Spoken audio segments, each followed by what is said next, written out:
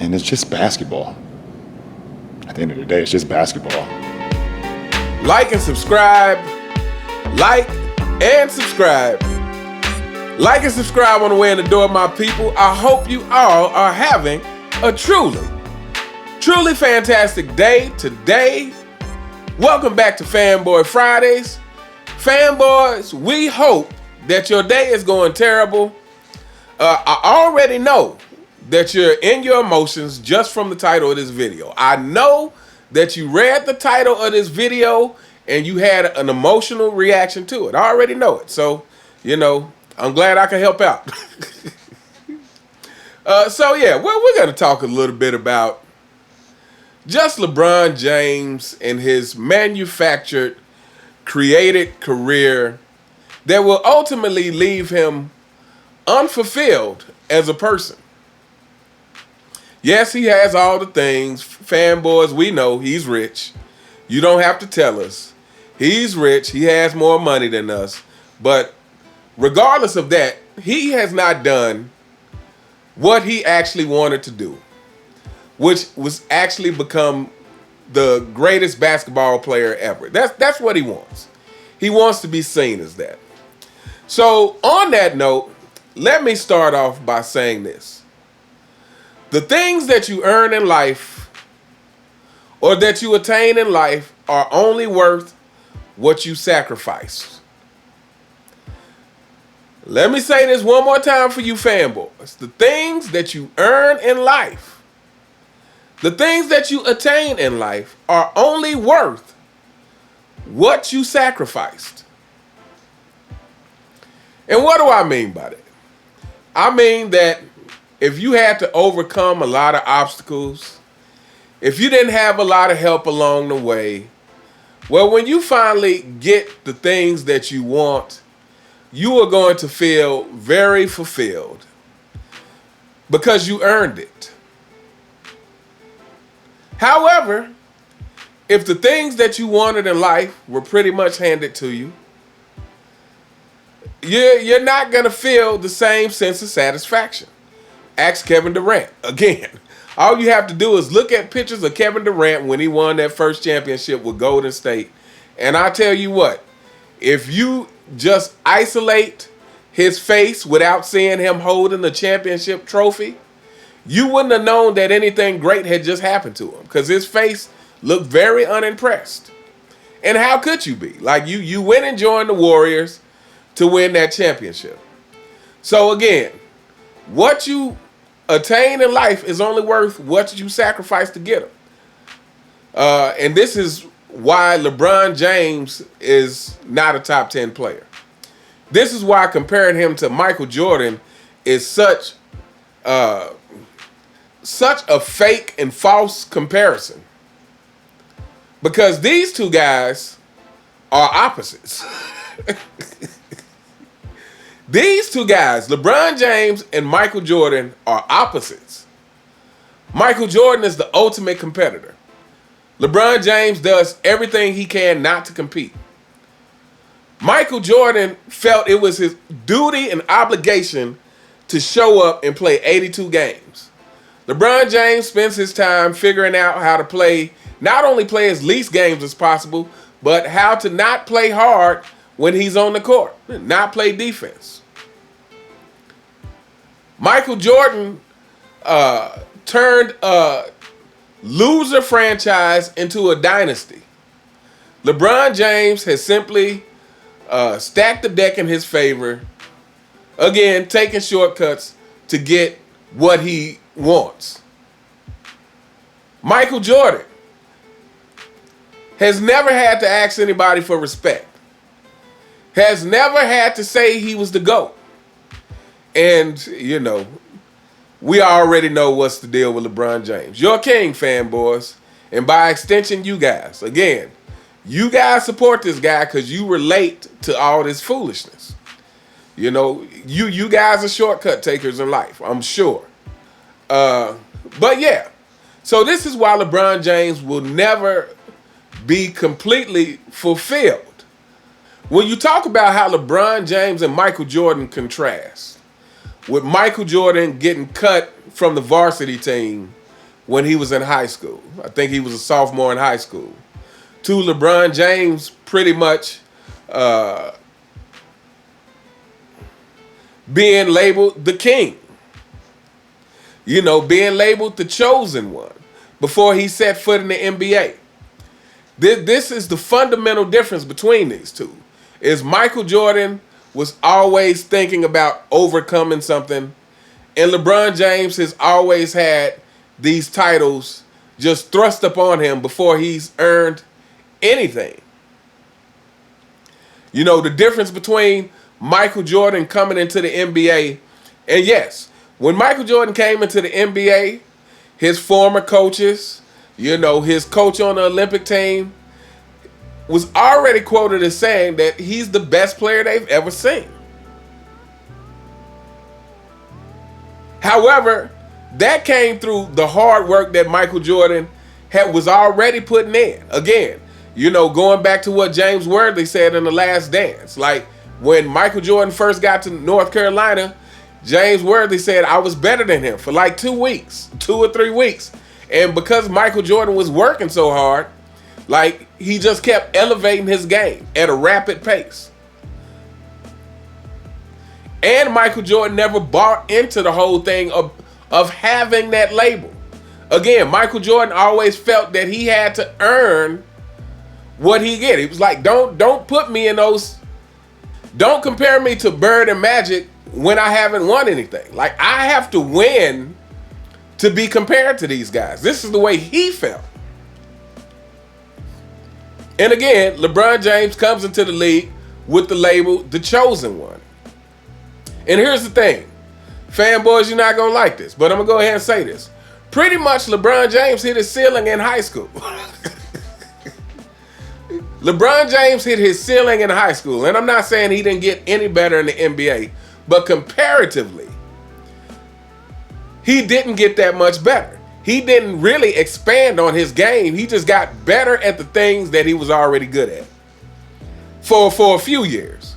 Because, you know, LeBron James actually had a pretty rapid decline as far as, you know, really just the effort that he put in. Again, he stopped playing defense. You know, he relied more and more on the excuses. And again, part of this is the media's fault. Part of it is you fanboys' fault. And all of it is LeBron James' fault. Because he, you know, he embraced the excuse culture. He embraced that.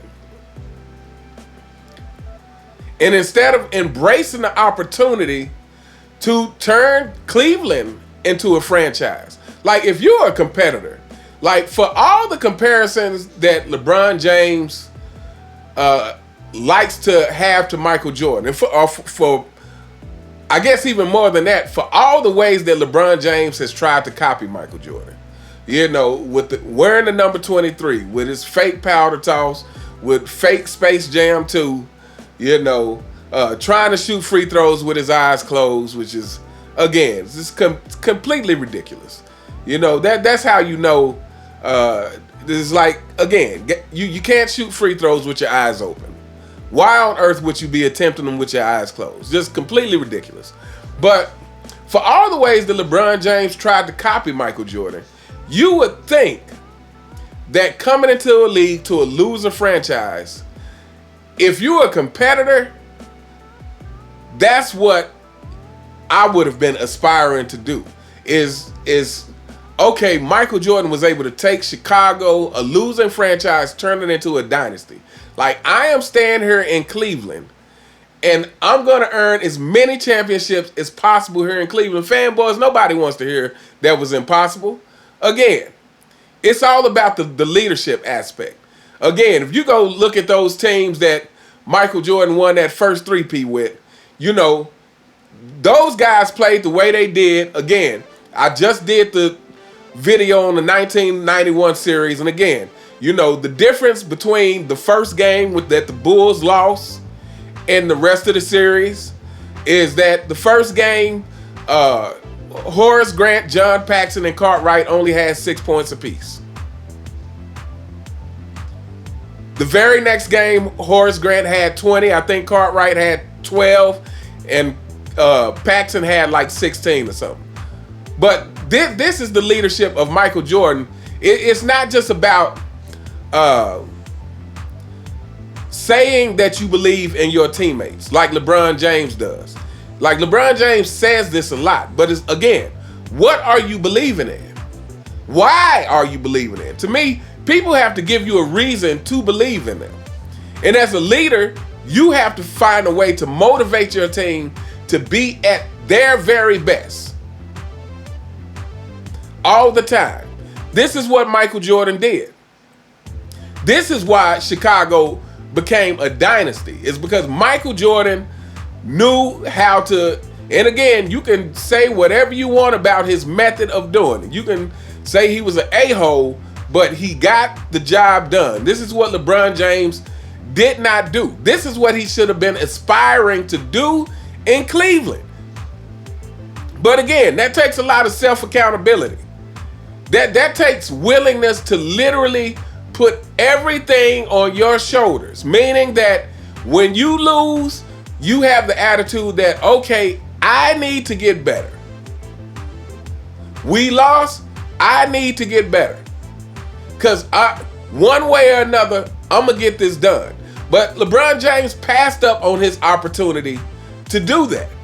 And for you fanboys who like to try to say that he is the dynasty because he won with 3 different teams, that is false.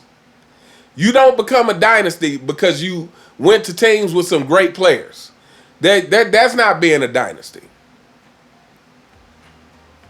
And LeBron James has basically lived his NBA career with the whole thought of you should be able to have everything without sacrificing anything. Yeah, he talks a good game. He knows the correct things to say, again, which is why he tries to convince us by saying things you have to cut my head off and bury me 12 feet deep. He tries to convince us by saying things like that. But at the end of the day, LeBron James' NBA career has not been one of sacrifice. It has not been one of overcoming. So, and that's why I said every one of his championships is questionable. To me, all of his championships, none of his championships are worth the 2 that Kobe got with him and Paul Gasol. None of LeBron James' championships are worth that. None of LeBron James' championships are worth the 1 that Giannis got. Because again, your accomplishments are only worth what you had to sacrifice for them. Fanboys, what did LeBron James sacrifice by going to Miami? What did he sacrifice by going to Miami with D Wade and Chris Bosh and the rest of the minimum guys, as he calls them? What did he sacrifice by that? To me, that didn't look like a sacrifice at all. And then when D Wade was on the decline, what did he sacrifice by going back to Cleveland with Kyrie and Kevin Love? What did he sacrifice? What did he sacrifice by going to the Lakers and then bringing over Anthony Davis?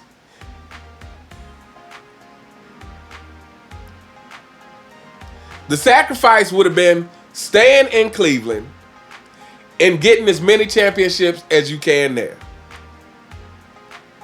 That would have been respectable.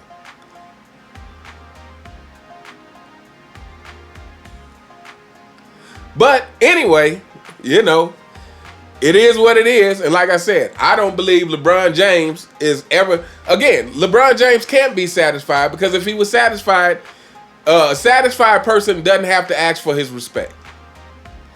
A satisfied person doesn't have to call himself the GOAT. A satisfied person doesn't feel like he's somehow the victim of the referees all the time.